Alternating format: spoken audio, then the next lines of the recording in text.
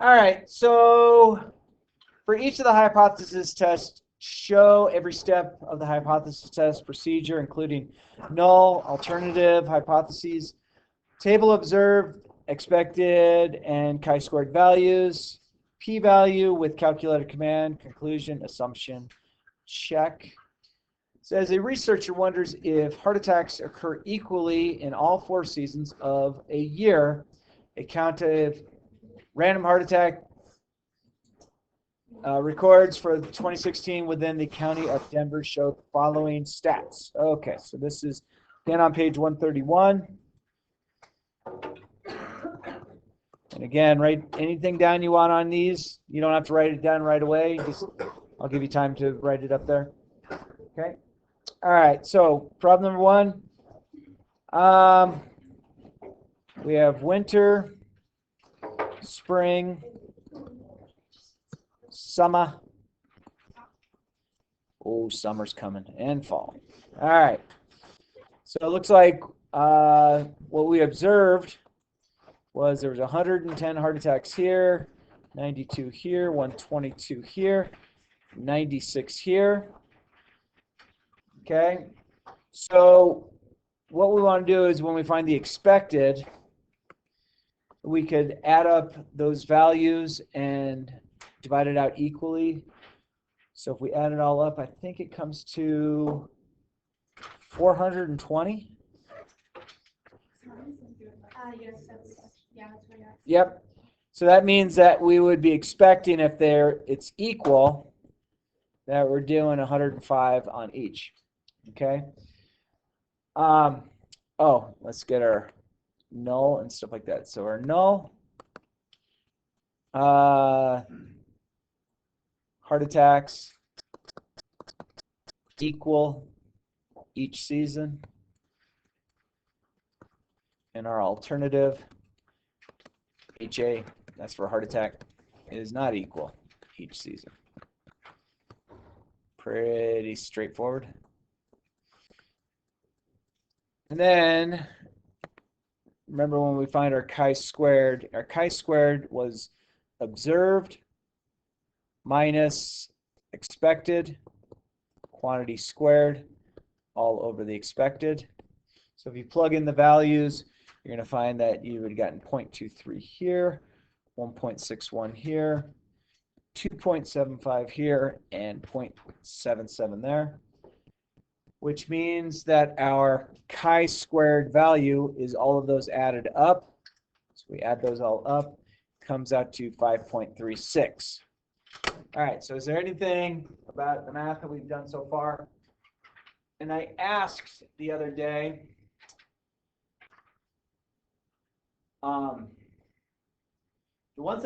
the problems like this that have the percents, you actually want to have an actual value. So don't leave it as percent. I didn't think it was going to make a difference, but it gives you different chi-squareds. So they said don't. And then I was told by Mrs. Quayle, she goes, well, in AP stats, we don't. And I'm like, oh, okay. So I was told. All right. So if we had the chi-squared graph, remember chi-squared graph is always skewed to the right. So if you had, you could have like 5.36 out here. So that's kind of a general rule of thumb. And then we have to know that our degrees of freedom,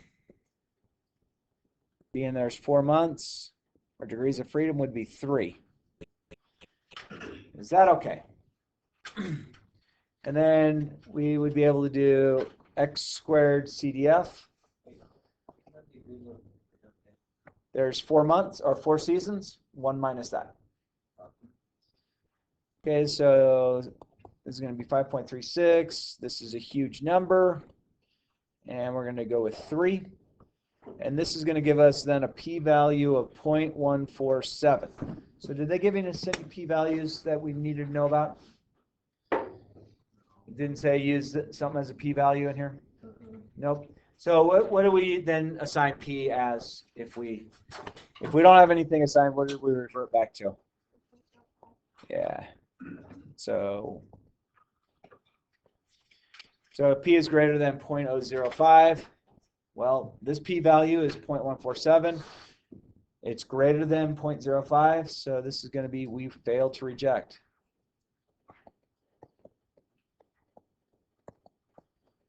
Not strong evidence.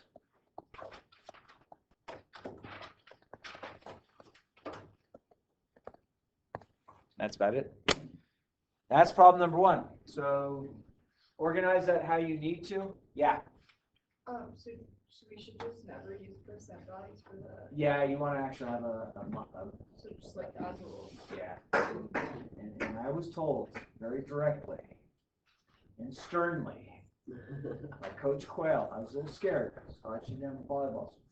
Oh, start to that.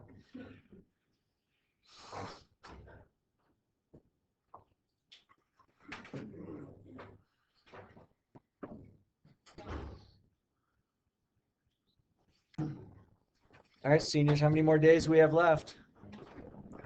Are you kidding? 19? Wait, no. No. Hold on, I have a timer. No. You have a timer? Yes, I do have a timer. I do, including weekends, we have 24 days. Wait, But not- wait, let me see, so we have. I think it's 19 if the house is Wow. Wow. Just made like 4 more. That's Well, I'll miss you all when you leave. So. I think it sounds longer. No worries, Sarah. If there's gonna be some of us you can't get here.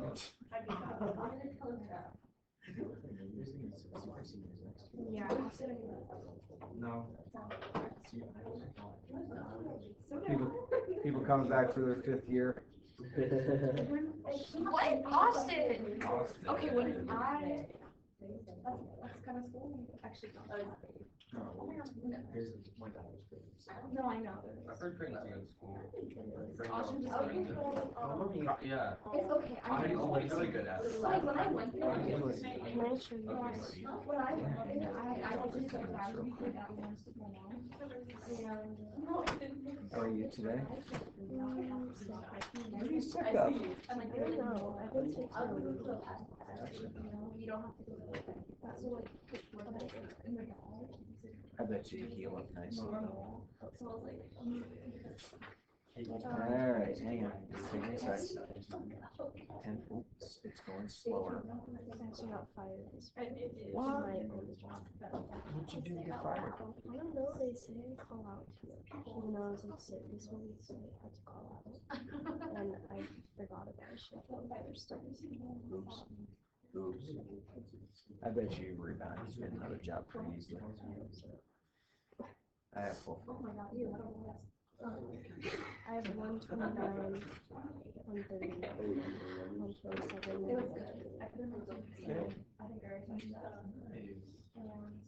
Works for me. You are in the book. Why? All right, does anyone need more time on this page? You feel comfortable about it? We good in the hood? All right. Did you really ask him to look at? All right, on the back side, page 132. Okay, so he's like. Have the nature of football injuries changed in recent years? A study in the year 2000 showed the following distribution of injuries among those who play football. So you have type of injury, you have knee, head, neck, shoulder, foot, ankle, hand, back, other. And those are given as percent, so we'll need to convert those percents into a numerical value. And then a random sample of 220 football injuries is conducted. Raw counts are shown. So you have the actual numbers. So if we had the 52, 60, 42, 36, 20, and 10, that should give us the 220. So Kim, can I borrow your calculator? Oh, never mind. Good one.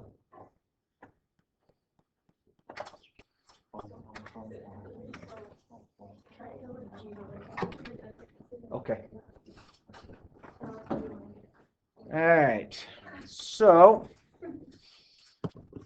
on this particular one, let's see, we have knee,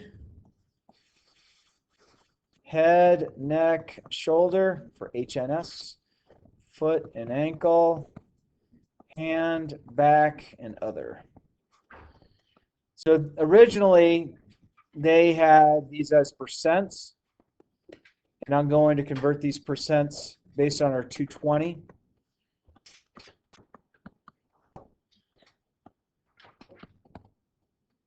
So knee, there, back 12%, and other 11%. All right, so being that our study had 220, we're going to go 220 times 0.28. That's going to give us 61.6. And then I'm going to go 0.24 times 220. That's going to give me 52.8. And then 0.20 times 220, 44. And then 0.15 times 220 gives me 33. 0.12 times 220 is 26.4. And 0.11 times 220, 24.2. Yay. Okay, so you want to make sure these are number values. So this is basically our observed that it happened. These would be our expected that would happen if we had 220. These are expected. Our observed would have been 52 here, 60 here, 42, 36, 20, and 10. Hello. All right, so again, we're going to figure out our chi-squared. So remember, our chi-squared is the observed minus the expected, quantity squared, all over the expected. If we do that math, we would come out this being 1.50, this being 0.98, this one being 0.09, this 0.27, this 1.55, and this one 8.33. And then if we add all those up, that gives us our chi-squared. So we add them all up, we get to 12.72. And then looks like we have 1, 2, 3, 4, 5, 6. We have 6 types of injury. So that means our degrees of freedom would be what? 5. Good. So degrees of freedom is 5. So basically, remember, our chi-squared is skewed right. So we might have 12.72 kind of off here to the right. And then once we do all that information, we can do our chi-squared CDF, which is going to give me 12.72. Huge number. And then our degrees of freedom of 5, and that's going to give us 0.026. Did they give us any chi-square or any p-values that we need to go against? Nope. So we're going to go to our, if p is greater than 0.05, well, 0.026 is bigger, or, 0.026 is smaller than 0.05. 0.05, right? No, it's greater than. Like, you want your p-value to be greater than. Like Yeah. So 0.026 is a bigger number than 0.05. Oh, never mind. It's small. Yeah, that was good. All right. Stir up. All right, so we failed to. We reject the null, and I didn't put our null. So we reject. Hang on.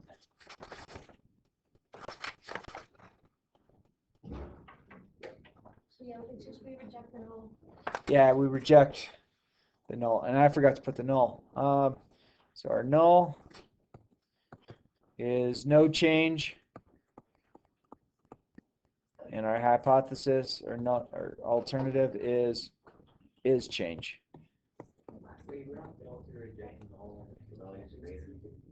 Right. Right. So we reject the null, so we find strong evidence. Wait, don't we reject the null if it's bigger? No, we failed to reject. So take a look at the last one. So our last problem, if we're testing against 0.05, we get 0.147 when we do this. Well, that's bigger, so we fail to reject. Whereas on this one, even though Stirrup can't tell the difference between 0.026 and 0.05, 0.026 is a smaller number, so we reject the null. Or reject the null. We failed to reject on this one, and that had to do with the p-values. So p-value versus p-value, so we failed to reject. On this one, we found this. We're testing against this, so we fail to or reject the null. And if you know how to do both of those, I bet you can do the quiz tomorrow pretty well. Is there any part of either of those problems that you need more help understanding how it works? Real quick, can you just re-explain how you got the expected values from the percent? Oh, so there was 220 from our study of our observed. Mm-hmm. So I did 28.28 times 220, 0.24 times 220, 0.2. Gotcha. And this is what we should have, this is what we would have, we're hoping our value should have been if there was some sort of, if it was exact. Gotcha. Okay, thank you. All right. Anything else I can help you with? Let me grab the quiz. So I just want to make sure I cover everything I need to.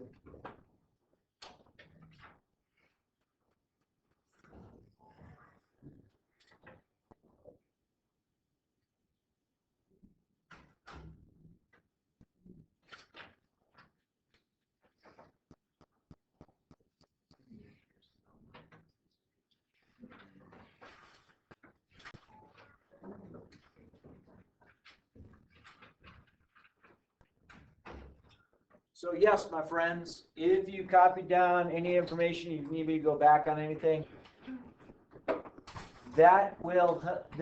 this would be like 98.7% of the quiz tomorrow.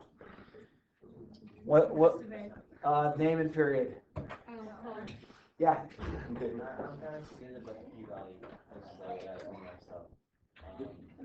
So sometimes they'll give you a p-value that they want. Sometimes they might say, hey, p is 0.10. So they're giving it to you. If they don't give it to you, then you're choosing p. You want p to be greater than 0.05. If p is greater than 0.05, we fail to reject. If our chi-squared CDF is smaller than 0.05, then we reject the null. Does that make sense? If it's bigger than if I don't give you a p-value, then you automatically default to 0.05. So you test against p being greater than 0.05. So if p is bigger than that, we fail to reject. If the value we find doing chi-squared CDF is smaller, we reject the null. Then why didn't we fail to reject the null? 0.026 is a smaller number than 0.05, right? Yeah, I made that same goof up because I'm trying to convince you all that 0.026 was bigger than sorry.